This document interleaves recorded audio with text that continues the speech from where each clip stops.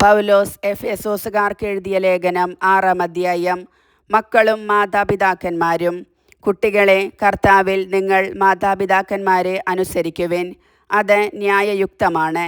നിങ്ങൾക്ക് നന്മ കൈവരുന്നതിനും ഭൂമിയിൽ ദീർഘകാലം ജീവിക്കുന്നതിനും വേണ്ടി മാതാവിനെയും പിതാവിനെയും ബഹുമാനിക്കുക. വാഗ്ദാനത്തോടു കൂടിയ ആദ്യത്തെ കൽപ്പന ഇതത്രേ: പിതാക്കന്മാരെ, നിങ്ങൾ കുട്ടികളിൽ കോപം ഉളവാക്കരുത്. അവരെ കർത്താവിൻ്റെ ശിക്ഷണത്തിലും ഉപദേശത്തിലും വളർത്തുവിൻ.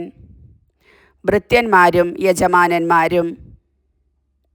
ദാസന്മാരെ, നിങ്ങളുടെ ലൗകിക യജമാനന്മാരെ ക്രിസ്തുവിനെ എന്ന പോലെ ഭയത്തോടും ബഹുമാനത്തോടും ആത്മാർത്ഥതയോടും കൂടെ അനുസരിക്കണം.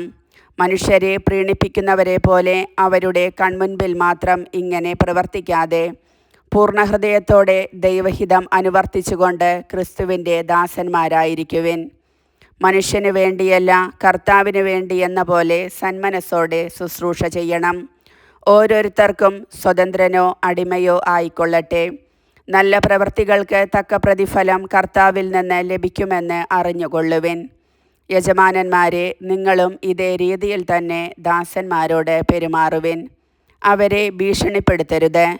നിങ്ങളുടെയും അവരുടെയും യജമാനൻ സ്വർഗത്തിലുണ്ടെന്നും അവിടത്തേക്ക് മുഖം നോട്ടമില്ലെന്നും അറിയുവിൻ. ആത്മീയ സമരം. അവസാനമായി കർത്താവിലും അവിടുത്തെ ശക്തിയുടെ പ്രഭാവത്തിലും കരുത്തുള്ളവരാകുവിൻ. സാത്താൻ്റെ കുടിലതന്ത്രങ്ങളെ എതിർത്തു നിൽക്കാൻ ദൈവത്തിൻ്റെ എല്ലാ ആയുധങ്ങളും ധരിക്കുവിൻ.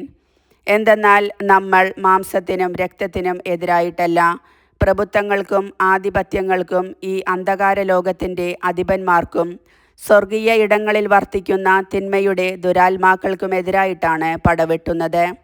അതിനാൽ ദൈവത്തിൻ്റെ എല്ലാ ആയുധങ്ങളും ധരിക്കുവിൻ. തിന്മയുടെ ദിനത്തിൽ ചെറുത്തു നിൽക്കാനും എല്ലാ കർത്തവ്യങ്ങളും നിറവേറ്റിക്കൊണ്ട് പിടിച്ചു നിൽക്കാനും അങ്ങനെ നിങ്ങൾക്കു സാധിക്കും.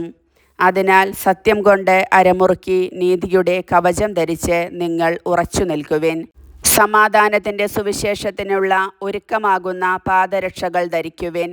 സർവോപരി ദുഷ്ടൻ്റെ ജ്വലിക്കുന്ന കൂരമ്പുകളെ കെടുത്തുന്നതിന് നിങ്ങളെ ശക്തരാക്കുന്ന വിശ്വാസത്തിൻ്റെ പരിച എടുക്കുവിൻ. രക്ഷയുടെ പടത്തൊപ്പി അണിയുകയും ദൈവവചനമാകുന്ന ആത്മാവിൻ്റെ വാൾ എടുക്കുകയും ചെയ്യുവിൻ.